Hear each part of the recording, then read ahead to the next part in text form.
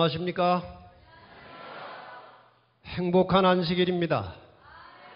이전 어느 안식일보다도 한 주간 동안 안식일에 대한 기별을 많이 듣고 보니 더 의미 있고 행복한 안식일입니다. 예언 공부를 하고 나니까 제7일 안식일 예수 재림교인이 되신 것이 감사하십니까?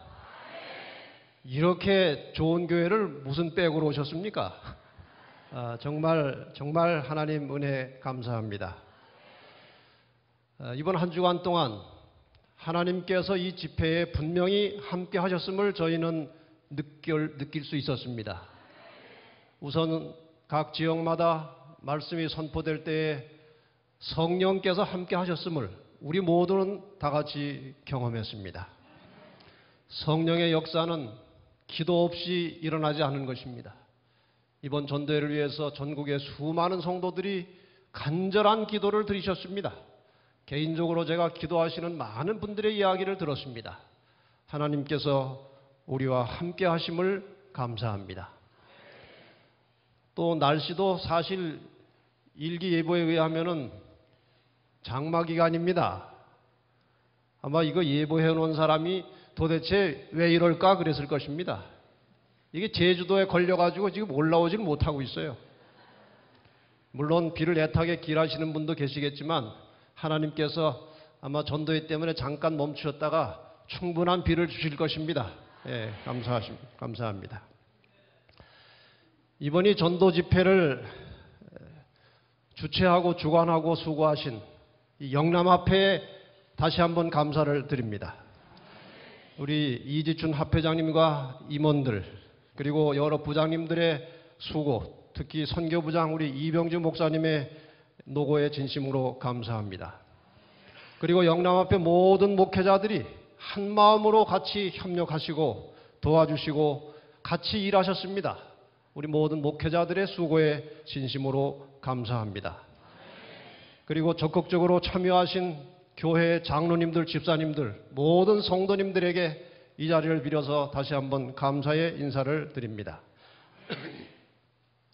지난 월요일부터 목요일까지 낮 시간에 사회에 걸쳐서 매우 값진 건강 강의, 생명 강의를 해주신 우리 이상구 박사님 진심으로 감사합니다. 그리고 위성전도에 참여한 각 곳의 모든 교회들 500여 교회가 약 400곳에서 이 위성으로 이 전도에 참여를 했습니다. 인터넷으로 모바일로 여러 가지 방법으로 함께 참여하신 분들 진심으로 감사합니다. 그동안에 감동 나누기 사연도 많이 보내주셨는데 보내주신 분들 감사드리고 오늘은 사실 이 감동 나누기를 안 하게 되어 있는데 이 아침에 꼭 해야 된다고 하나가 올라왔습니다. 보니까 할만한 것 같습니다. 진주중앙교회에 오석순 권사님이 다른 교회 다니시는 분인데 이번에 침례받기로 결심을 하셨습니다. 그런데 침례받은 다음에 닥칠 여러 가지 그 시련과 고난을 생각하니까 정말 앞이 캄캄했는데 베드로전서 5장 7절 말씀 너희 염려를 다 주께 맡겨버리라. 그리하면 주께서 너희를 권고하시리라. 이 말씀을 믿고 오늘 침례를 받으시게 됐답니다. 축하드립니다. 지금 각 곳에서 진행되고 있는 위성 전도회 예를 하나 들면 저런 장면입니다. 많은 분들이 모여 앉아서 지금 화면으로 이 예언 집회에 참여를 하고 있습니다. 이 모든 분들에게 오늘 이 안식일에도 성령의 충만하심이 함께 하시기를 바랍니다. 보이지 않는 곳에서 이 전도회가 잘 진행되도록 수고하신 우리 미디어 센터 원장 엄덕현 목사님과 스태프들의 노고에 감사합니다. 이번에 제가 직접 같이 참여하면서 우리 미디어 센터에 대해서 아주 자부심을 갖게 되었습니다. 아주 자랑스럽습니다. 대단히 수고하셨습니다. 그리고 이 집회를 전체적으로 총괄적으로 지도하신 우리 연합회 선교부장 강승희 목사님 감사합니다. 또 수화 통역을 말없이 하루에 2번씩 정말 중노동입니다. 저렇게 힘든 일을 잘 감당해 주신 우리 정철민 목사님 감사합니다. 사랑의 듀엣 감사합니다. 이게 다른 데는 박수가 없었는데 수화통역에는 박수가 가는 것 같습니다. 박수를 보낼만 합니다. 우리 사랑의 듀엣이 정말 감동적인 찬미로 하나님의 말씀을 잘 듣도록 준비해 주시고 정말 열정과 믿음으로 찬양하시는 모습을 우리가 다 봤습니다. 진심으로 감사하고 우리 피아니스트 대단히 수고 많이 하셨습니다. 그리고 저녁마다 마지막 시간에 특별한 호소창을 해주신 우리 강남중앙교회 김신자 집사님, 이분은 한국의 유명한 성악가이십니다.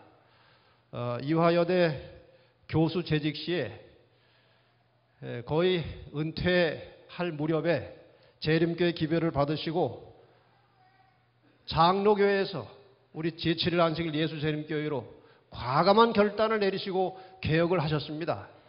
그 주변의 친구들, 가족들, 많은 사람들이 얼마나 손가락질하고 조롱했겠습니까? 그러나 진리를 따라서 이렇게 우리와 함께 하신 지가 6년이 되셨습니다.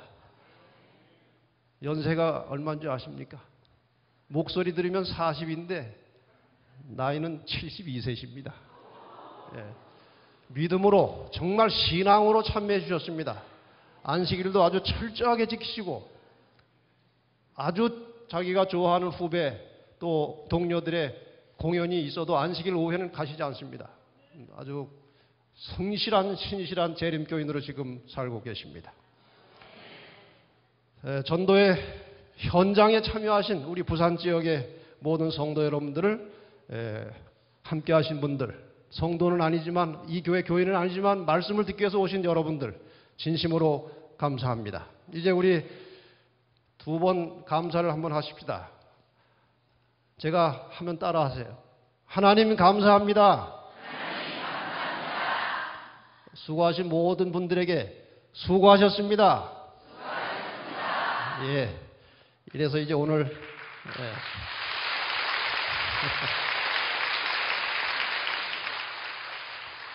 제가 박수를 안 치게 하려고 이 말로 했더니 또 박수가 또 나오네요. 오늘은 계시록 20장을 가지고 천년의 비밀이라는 제목으로 말씀을 나누겠습니다. 우선 그동안 창세기로부터 계시록까지 진행되어 온 이 선악의 싸움 4단계를 잠깐 복습을 하겠습니다. 오늘 그동안 한 번도 안 나오시다가 오늘 처음 나오신 분들이 전국에 많습니다. 그래서 잠깐 복습을 하겠습니다. 선악이 싸우고 있습니다. 여자와 여자의 후손 그리고 용이 대결해서 싸우는데 이 선악의 싸움이 4단계로 이어져 왔습니다. 1단계는 미가엘과 용이 싸워서 미가엘이 승리하고 용이 쫓겨났습니다. 후에 창조가 있었고 창조된 지 얼마 안 돼서 인간이 타락하게 되었습니다. 타락하자마자 하나님께서 창세기 3장 15절에 여자의 후손을 보내셔서 죄인을 구원하시기로 약속을 하셨습니다. 그 여자의 후손 예수께서 오셨습니다. 그래서 예수를 사탄이 공격하는 두 번째 싸움이 치열하게 벌어졌지만 예수님께서 무죄하신 중에 십자가에 승리하심으로 두 번째 싸움도 끝났습니다. 세 번째 싸움은 이제 이 땅에 남겨진 교회를 공격하는 것입니다. 예수님은 올라가셨고 그래서 이 세상의 세력이 공격을 했는데 1단계에서는 로마 제국이 교회를 핍박했고 두 번째 단계에서는 로마 교회가 하나님의 교회를 핍박하는 무서운 역사가 있었습니다. 그러나 마침내 로마 교황권은 멸망하고 1798년에 교황이 몰락함으로 또 물에 떠내려가서 완전히 없어질 뻔했던 교회가 땅이 여자를 도와 다시 살아났습니다. 네 번째 단계는 남은 자손을 계시록 13장에 나타난 교황권과 미국이 이제 공격을 하는 것입니다. 저쪽의 깃발은 일요일이고 남은 자손의 깃발은 하나님의 계명 속에 들어있는 안식일입니다. 저쪽에서는 인간의 전통을 가지고 지배하려고 할 것이고 남은 자손들은 하나님의 계명에 충실하며 이 말씀을 전함으로 역사가 끝나게 될 것입니다. 지금은 전 세계 모든 종교 정치가 교황을 중심으로 하나가 되어가고 있는 시대에 여러분과 제가 살고 있는 것입니다. 이제 조만간 연합이 이루어지면 남은 자손들을 공격하게 될 것입니다. 그 연합에 들어갈 수 없는 마지막 남은 자손에 대한 공격이 드디어 시작될 것입니다. 그래서 이 마지막 때에 역사적으로 두 가지 큰 운동이 벌어집니다. 교파를 초월해서 진리를 중심으로 연합되는 일이 벌어질 것입니다. 지금 이 일이 벌어지고 있는 것입니다. 이 현장에서. 진리 중심으로 연합하는 역사가 있을 것입니다. 그 다음에 진리를 초월해서 교회를 중심으로, 거대한 교회를 중심으로 온 세계가 하나가 될 것입니다. 그 중심점은 일요일과 안식일입니다. 그래서 이것이 중요한 것입니다. 남은 자손과 영적 바벨론이 대치하고 있습니다. 그러나 남은 자손 중에도 쭉정이가 있습니다. 바벨론 안에도 알곡이 있습니다. 이것이 분리되어야 하는 것입니다. 그래서 조만간 하나님께서 진리로 역사하시고 성령이 오시면 분리 작업이 일어날 것입니다. 쭉정이는 바벨론으로 떨어져 나갈 것이고 바벨론의 알곡은 남은 자손으로 들어오게 될 것입니다. 이 분리 작업이 끝나는 순간에 대하여 계시록 22장 11절에 불의를 하는 자는 그대로 불의를 하고 더러운 자는 그대로 더럽고 의로운 자는 그대로 의를 행하고 거룩한 자는 그대로 거룩되게 하라. 이 분리 작업이 끝나는 순간에 구원받은 의인은 다시 타락할 수 없고 멸망으로 확정된 사람은 다시 구원받을 수 없는 영원한 운명이 확정되는 것입니다. 이렇게 해서 분리 작업이 끝나는데 그 일에 대단히 크게 작용할 두 가지 사건은 일요일 강제 법령과 늦은비 성령의 역사를 통해서 이러한 분리 작업이 일어나게 될 것입니다. 이렇게 해서 하나님의 남은 자손이 다 형성되었을 때 그것을 우리는 14만 4천이라고 합니다. 일단 공식적으로는 14만 4천이 마지막 환란을 통과하고 살아서 구원받을 백성들을 상징하는 것이지만 아마 다른 특수한 경우도 있는 것으로 성경에 나타납니다. 세 천사의 기별을 받아들이고 잠든 자들이 아마 여기에 동참할 것이라고 여기저기 암시가 있습니다. 이 분리 작업이 끝났다고 하는 시로가 있는데 그것이 7 재앙이 내리는 것입니다. 첫째 재앙은 악하고 독한 헌대가 사람의 몸에 난다고 그랬습니다. 계시록 16장에 이것이 나옵니다. 상세하게 설명드릴 시간 없기 때문에 잘 넘어가겠습니다. 두 번째 재앙은 바다가 피가 되고 온 생물이 다 죽을 것입니다. 세 번째는 강과 물의 근원이 피가 되는데 저렇게 되면 식수가 다 피가 되는 것입니다. 그러나 하나님의 구원받은 백성들의 집에는 맑은 물이 나온다는 것입니다.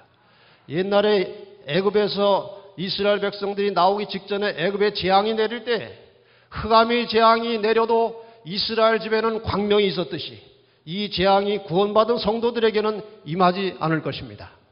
네 번째 재앙은 해가 뜨거워지는데 사람을 태울 정도로 뜨거운 그런 재앙이 네 번째 나타납니다.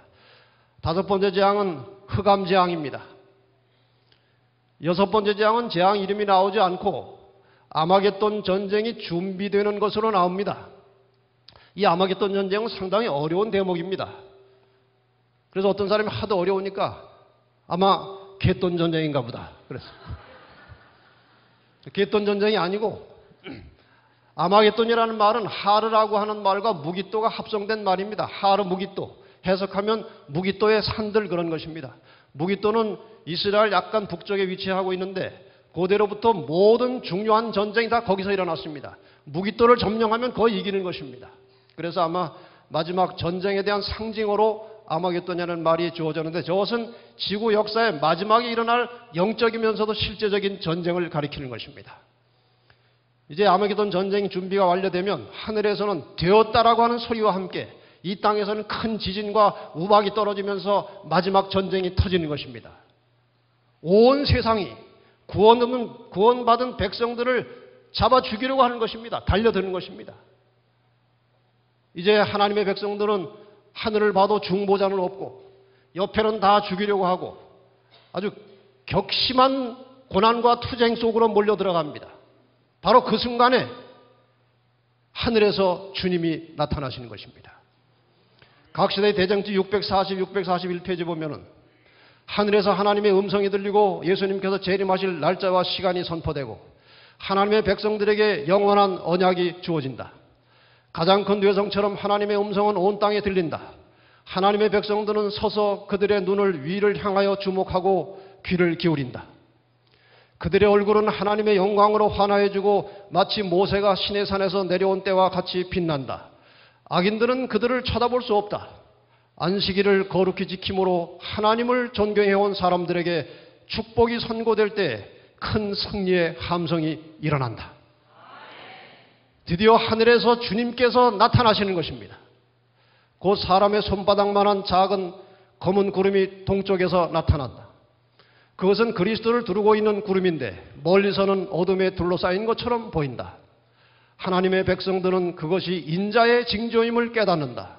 그들은 엄숙한 침묵 속에서 그 구름이 땅으로 점점 가까워짐을 주목한다. 그 구름은 점점 밝아지고 영광스럽게 되어 마침내 커다란 흰 구름이 되는데 그 아래는 타는 불과 같이 광명한 빛이 있고 그 위에는 언약의 무지개가 있다. 예수님께서는 강한 정복자처럼 구름을 타고 오신다. 이분이 오시면서 중간에 공중에 머물러 계실 것입니다. 이제 주님이 오시는 장면을 잠깐 실제는 아니지만 상상해 보십시다. 동쪽에 나타난다고 그랬습니다. 검은 구름이 손바닥만한 구름이 나타나더니 이것이 점점 커져서 인간 세계로 내려오는 것입니다. 이 사건은 분명히 현실로 일어날 일입니다. 가상적인 것이 아닙니다. 상상이 아닙니다. 분명히 주님은 가시적으로 가청적으로 온 땅에 임하시게 될 것입니다.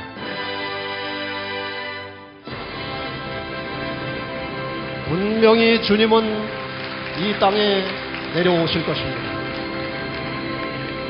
이렇게 주님이 오실 때에 이 지상에서 어떤 일이 벌어질 것이냐? 성경을 가지고 풀어보겠습니다. 첫째, 데살로니가전서 4장 16절에 보면 주께서 호령과 천사장의 소리와 하나님의 나팔로 친히 하늘로 쫓아 강림하시리니 그리스도 안에서 죽은 자들이 먼저 일어나겠다고 했습니다. 예수님 오시기 전에 예수님을 구조로 영접하고 신실하게 하나님을 믿고 따르다가 잠든 사람들이 재림하시는 순간에 다시 일어날 것입니다. 분명히 일어날 것입니다. 그리고 살아있던 의인들에게 이런 일이 벌어집니다. 그 후에 죽었던 의인들이 살아난 후에 우리 살아남은 자도 저희와 함께 구름 속으로 끌어올려 공중에서 주를 영접하게 하시리니 그리하여 우리가 항상 주와 함께 있으리라. 이렇게 해서 이 땅에 잠자던 성도들이 일어나고 살아있던 성도들이 함께 천사들의 안내를 따라서 공중에 올라가서 예수님을 만나게 될 것입니다. 그렇게 만난 뒤로는 다시는 주님과 헤어지지 않는다는 것입니다. 영원히 그분과 함께 살게 될 것입니다. 그러면 그 당시에 이 땅에 남아있던 살아있는 악인들은 어떻게 되느냐? 주 예수께서 저의 능력의 천사들과 함께 하늘로부터 불꽃 중에 나타나실 때 하나님을 모르는 자들과 우리 주 예수의 복음을 복종치 않는 자들에게 형벌을 주시리니 이런 자들이 주의 얼굴과 그의 힘의 영광을 떠나 영원한 멸망의 형벌을 받으리로다. 저기 두 종류가 나옵니다. 하나님을 모르는 자들, 복음을 복종치 않는 자들이 멸망당한다는 것입니다. 하나님을 모르는 자들은 아예 하나님을 믿지도 않는 사람들입니다. 복음을 복종치 않는 자들은 복음은 들었지만 순종하지 않던 사람들입니다. 여러분 복음을 들으실 때 순종하는 믿음을 가지시기 바랍니다. 이렇게 해서 이 땅에 살던 악인들은 다 일시에 재림시에 멸망당하게 될 것입니다. 에레미야 25장 33절 현대인 번역에 보면 그 당시 모습을 이렇게 표현하고 있습니다. 그날에 여호와에게 죽임을 당한 자들의 시체가 땅 이 끝에서 저 끝까지 질비하게 흩어져 있을 것이며 그들을 위해 슬퍼하거나 그들의 시체를 싸서 묻어주는 자가 없어 그 시체들이 땅바닥에 흩어져 있는 거름더미 같을 것이다. 왜 그렇습니까? 왜 울어줄 사람도 없고 묻어줄 사람도 없습니까? 같이 다 죽었기 때문에 그렇게 해줄 사람이 없는 것입니다. 일시에 악인들이 멸망을 당하는 것입니다. 결국 사단은 의인들은 다 하늘로 올라가고 악인들은 다 죽었고 이 땅에 사탄 마귀가 홀로 남게 된다고 그랬습니다. 계시록 20장 1절로 3절입니다. 또 내가 보매 천사가 무저갱 열쇠와 큰 쇠사슬을 그 손에 가지고 하늘로서 내려와서 용을 잡으니 곧 옛 뱀이요 마귀요 사단이라 잡아 1000년 동안 결박하여 무저갱에 던져 잠그고 그 후에 인봉하여 1000년이 차도록 다시는 만국을 미혹하지 못하게 하였다가 그 후에는 반드시 잠깐 놓이리라.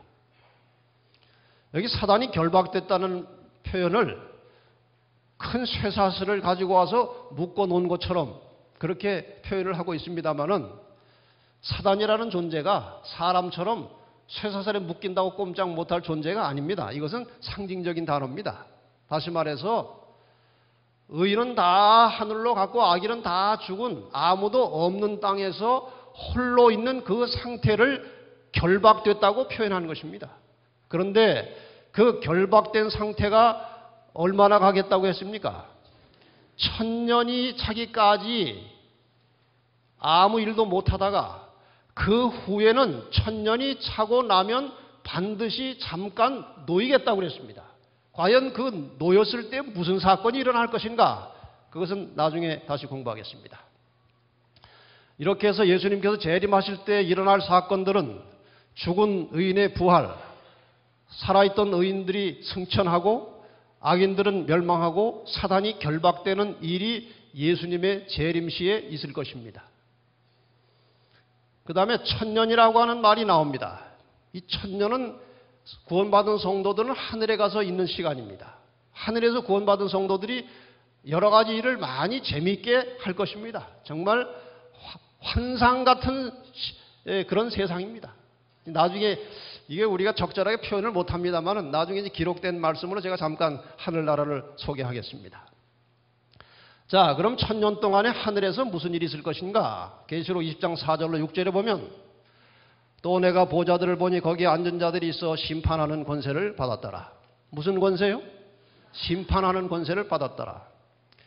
또 내가 보니 예수의 증거와 하나님의 말씀을 인하여 목배임을 받은 자의 영혼들과 또 짐승과 그의 우상에게 경배하지도 아니하고 이마와 손에 그의 표를 받지도 아니한 자들이 살아서, 지금 저기 복잡한 표현은 과거에 그리스도의 이름을 위해서 죽은 자들이나 죽었다가 부활해서 구원받은 자들이나 살아서 승천해서 구원받은 자들이나 다 같이 그리스도로 더불어 1000년 동안 왕노릇한다고 되어 있고 위에는 심판하는 권세를 받았다고 되어 있습니다. 옛날에는 왕들이 정치도 했지만 재판도 다 왕들이 했습니다. 옛날 솔로몬이 다 그 재판을 하지 않았습니까? 그런 식으로 왕노릇한다는 말은 뭐 여러 가지 다른 의미도 있겠지만 기본적으로 심판한다는 것입니다. 이는 첫째 부활이라고 그랬어요. 다시 말해서 하늘에 올라갈 사람들이 부활한 그 부활은 첫째 부활이라고 하는 것이고 첫째 부활이 있다는 것은 둘째 부활이 있다는 것을 암시하고 있는 것입니다. 이 첫째 부활에 참여하는 자들은 복이 있고 거룩하도다. 둘째 사망이 그들을 다스리는 권세가 없고 둘째 사망이 나오는 거 보니까 첫째 사망도 있다는 것입니다. 첫째 부활, 둘째 부활, 첫째 사망, 둘째 사망, 이것은 다 제가 한꺼번에 설명을 다시 드리겠습니다.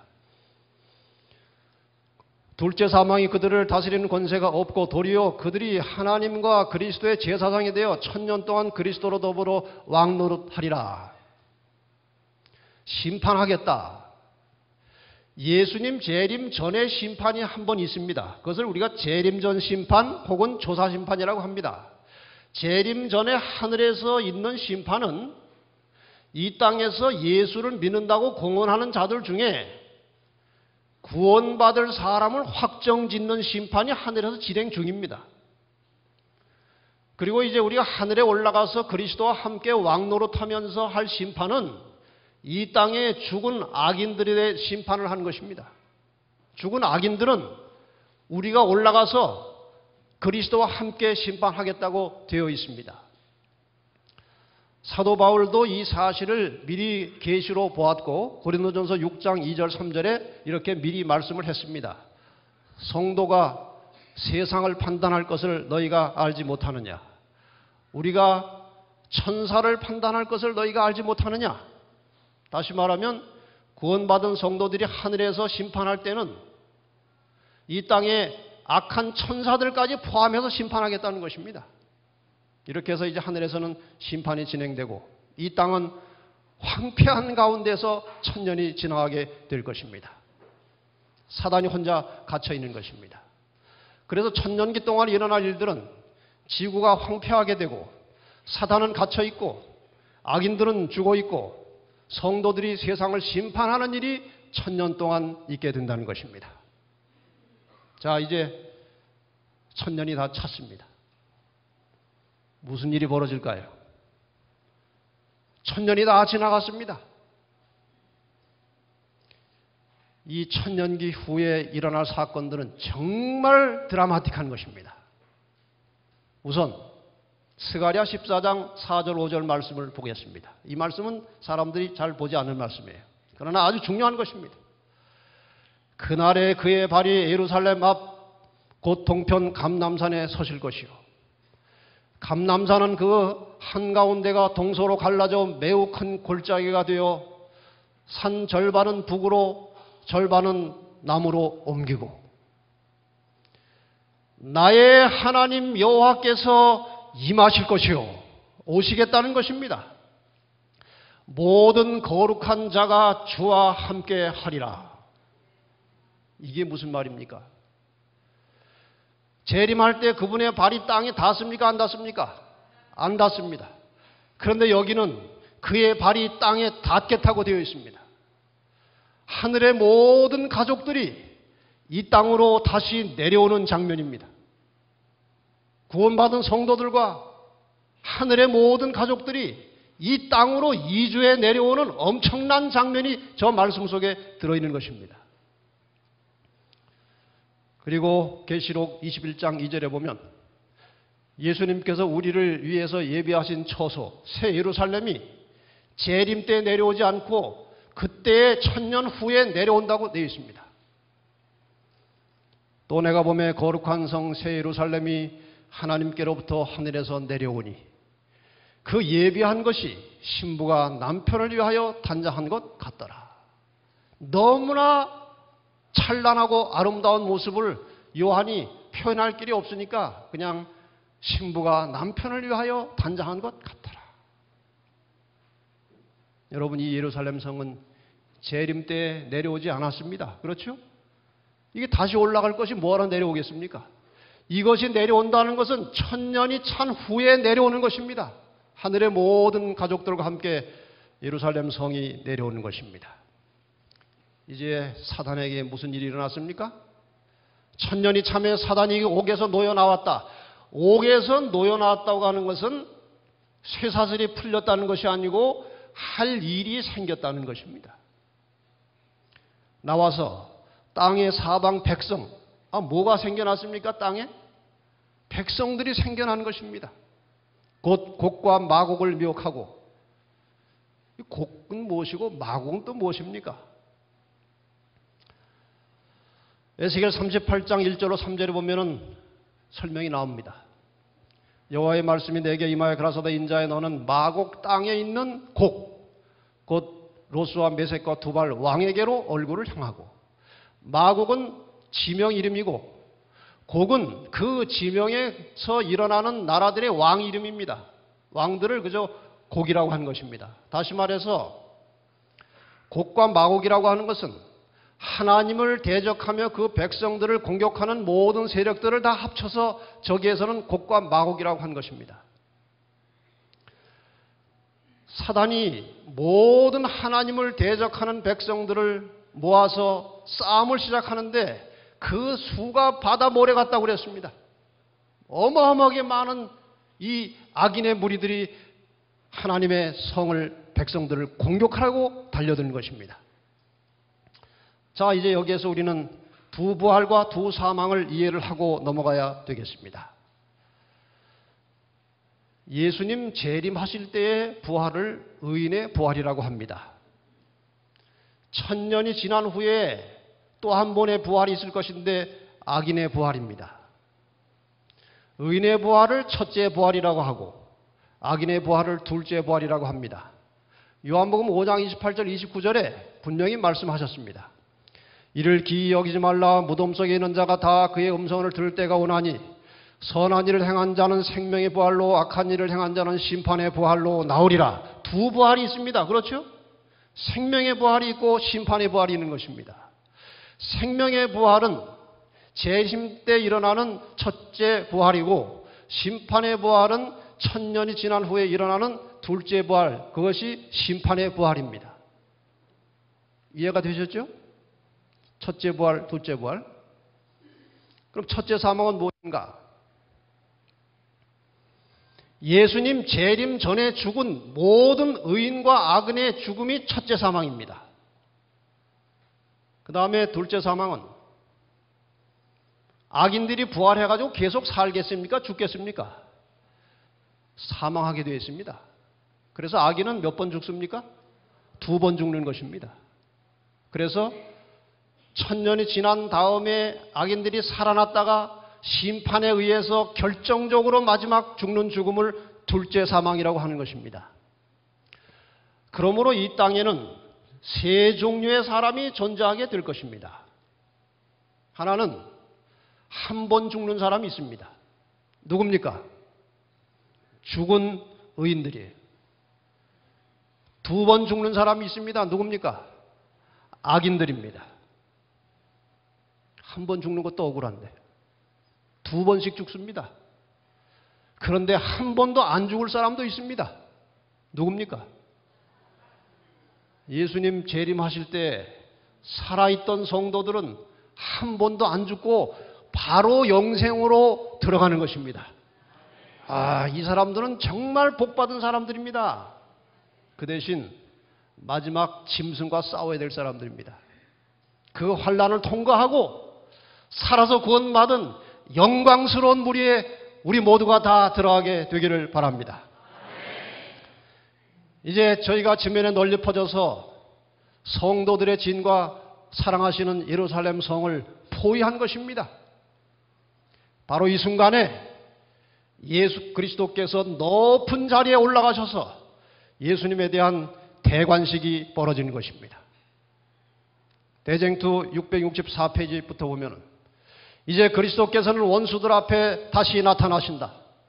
그 성보다, 예루살렘 성보다 훨씬 높은 곳, 찬란한 황금 기초 위에 높이 들린 보좌가 있다. 그 보좌에 하나님의 아들이 좌정하시고 그분의 나라의 백성들이 그 주위를 둘러싼다. 그리스도의 권능과 위엄은 우리의 말로 표현할 수 없고 붓으로 묘사할 수 없다. 영원한 아버지의 영광이 그분의 아들을 둘러싼다. 이 장면을 모든 악인들이 볼 것입니다. 예수님을 박해하고 예수님을 죽이고 예수 믿는 사람들을 박해하던 핍박하던 악인들이 그 장면을 두 눈으로 보게 될 것입니다. 그때 우리 모든 성도들이 이렇게 외칩니다. 노란 글씨를 다 같이 한번 읽겠습니다. 시작. 구원하심이 보좌에 앉으신 우리 하나님과 어린 양에게 있도다. 드디어 이제 식이 벌어집니다. 하나님의 아들의 마지막 대관식은 하늘과 땅의 모든 거민이 모인 가운데 행해진다. 이제 만왕의 왕께서는 최고의 위엄과 권세를 가지고 당신의 정부에 반역한 자들에게 선고를 내리시고 하나님의 율법을 범하고 그분의 백성을 박해한 자들에게 판결을 집행하신다. 하늘에서 이루어졌던 심판의 결과가 선언되는 것입니다. 이 선언이 끝나면서 하늘에서 불이 내려오는 것입니다. 이 땅의 모든 악인들을 태워서 소멸하는데 자기 행한 대로 심판을 받고 멸망하는 것입니다. 계시록 20장 13절 14절에 보면 각 사람이 자기의 행위대로 심판을 받고 사망과 음부도 불못에 던지우니 이것은 둘째 사망 곧 불못이라. 이게 둘째 사망입니다. 자기의 행위대로 심판받는다는 것은 죄를 많이 지은 사람은 불타서 고통당하는 시간이 길 것이고 죄가 가벼운 사람은 그 시간이 짧을 것이라고 되어 있습니다. 가장 마지막까지 고통을 당할 대상은 사탄입니다. 이렇게 해서 사탄이 죽는 순간에 온 땅의 죄는 끝나는 것입니다. 땅은 아수라장이 되는 것입니다. 땅의 표면은 마치 용해된 하나의 덩어리 곧 하나의 거대한 끓는 큰 불못처럼 된다. 이때는 경건치 않은 자들의 형벌과 멸망의 때이다. 이것은 여호와의 보소할 날이요 시온의 송사를 위하여 신원하실 해이다. 이렇게 기록되어 있습니다. 이렇게 해서 이것이 바로 성경이 말하는 지옥은 바로 이것입니다. 이 지옥불을 통해서 모든 죄와 죄인들이 멸망하고 없어질 것입니다. 이러한 상태에서 하나님께서 계시록 21장 1절에 또 내가 새 하늘과 새 땅을 보니 처음 하늘과 처음 땅이 없어졌고 바다도 다시 있지 않더라. 처음 하늘 처음 땅은 지금 우리가 살고 있는 이 하늘 땅입니다. 이것은 다 없어지고 새 하늘과 새 땅이 만들어지겠다는 것입니다. 계시록 21장 5절에 보면은 하나님께서 내가 만물을 새롭게 하노라 하고 선언하시고 이 땅이 완전히 새로운 세계로 들어가는 것입니다. 대쟁투 675페이지 보면은 하나님이 자기를 사랑하는 자들을 위하여 예비하신 모든 것은 눈으로 보지 못하고 귀로도 듣지 못하고 사람의 마음으로도 생각지 못하였던 것들이다. 사람의 언어는 의인들이 받을 상급을 묘사하기에 적합하지 않다. 그것은 오직 바라보는 사람들만이 깨닫게 될 것이다. 유한한 사람으로서는 아무도 하나님의 낙원의 영광을 깨달을 수 없다. 사람의 언어와 말로 표현할 수 없는 그 아름다운 하나님이 예비하신 그 나라에 우리 모두가 다 함께 들어가서 만나시게 되기를 바랍니다. 오직 한 가지 기념물은 남게 된다. 우리 구주께서는 십자가의 표를 영원히 언제나 간직하실 것이다. 십자가의 흔적을 주님께서는 영원히 간직하시겠다고 했습니다. 그분의 상하신 머리와 옆구리와 손발에는 죄가 빚어놓은 잔인한 유일의 흔적이 남게 된다. 갈바리에서 상한 흔적은 영원한 시대를 통하여 주님께 대한 찬양을 불러일으키고 그분의 능력을 말해줄 것이다. 우리는 주님의 그 십자가의 흔적을 볼 때마다 그분께 감사하고 찬양하고 영광을 돌리게 될 것입니다. 천년이 지난 다음에 있을 일은 하늘 가족이 지구로 이주를 해오고 새 예루살렘 성이 내려오고 죽은 악인들이 부활하고 예루살렘이 공격을 받지만 불이 내려와 악인들은 소멸되고 새 하늘과 새 땅이 창조되는 것입니다. 드디어 하늘에서 하나님의 보좌에서 이 땅이지만 이 하나님의 보좌가 땅으로 지금 옮겨온 것입니다. 이 지구가 온 우주의 수도가 되는 것입니다. 하나님의 보좌에서 음성이 들립니다. 이 말씀을 같이 읽어보십시다. 시작. 내가 들으니 보좌에서 큰 음성이 나서 가로되 보라 하나님의 장막이 사람들과 함께 있음에 하나님이 저희와 함께 거하시리니 저희는 하나님의 백성이 되고 하나님은 친히 저희와 함께 계셔서 모든 눈물을 그 눈에서 씻기심에 다시 사망이 없고 애통하는 것이나 곡하는 것이나 아픈 것이 다시 있지 아니하리니 처음 것들이 다 지나갔음이라라. 여러분 이 아름다운 세계에서 우리 하나님 주님을 만나서 우리 같이 한번 살 마음이 있으십니까? 네, 열심히 주님을 믿고 준비하십니다. 이제 저 그림 속에는 구속의 역사 그림이 다 그려져 있습니다. 저 동그라미 속에 아벨의 죽음으로부터 시작해서 희생양, 예수님의 희생, 제자들 침례받고 하늘에까지 가는 내용이 다 들어 있습니다. 이 모든 구속의 역사가 이제 끝나는 것입니다. 각시대 대쟁투 마지막 부분에 이렇게 되어 있습니다. 대쟁투는 끝났다. 죄와 죄인들은 없어졌다. 온 우주는 깨끗해졌다. 오직 조화와 기쁨의 맥박만이 온 우주의 만물을 통하여 고동한다. 생명과 빛과 환희가 만물을 창조하신 분에게서 끝없이 넓은 우주로 퍼져나간다. 가장 작은 원자로부터 가장 큰 세계에 이르기까지 만물은 생물계와 무생물계를 막론하고 조금 더 흠이 없는 아름다움과 완전한 기쁨으로 하나님은 사랑이라고 선포한다. 이렇게 해서 구원이 완성되는 것입니다. 창세기 3장 15절에 여자와 여자의 후손, 뱀과 뱀의 후손 사이에 벌어졌던 싸움이 드디어 끝난 것입니다. 이제 그 싸움이 어떻게 시작해서 어떻게 끝났는지 이 잠깐 도표로 복습을 해보십시다. 여기 여자가 있습니다. 구약의 이스라엘, 신약의 교회가 여자로서 하나님의 백성들을 대표하는 것입니다. 용이 공격합니다. 애굽으로 공격했고 아수르, 바벨론, 페르시아, 헬라, 로마 제국, 그리고 열국, 그리고 로마 교회가 나와서 교회를 공격합니다. 상처를 받아 잠시 들어갔지만 다시 나타났습니다. 다시 나타난 목적은 남은 자손을 없애기 위해서 나타난 것입니다. 아이, 용과 여자와 아이가 싸우지 않았습니까? 아이는 2000년 전에 오셨습니다. 잠시 후에 다시 오실 것입니다. 그리고 1000년의 세월이 지나고 지구는 황폐한 가운데 1000년 동안 있다가 세 번째 다시 내려오심으로 이 세상은 새롭게 역사를 시작하는 것입니다. 이것이 역사입니다. 역사는 돌아서 가는 것입니다. 인간이 창조되어서 영원히 살게 되어 있었습니다.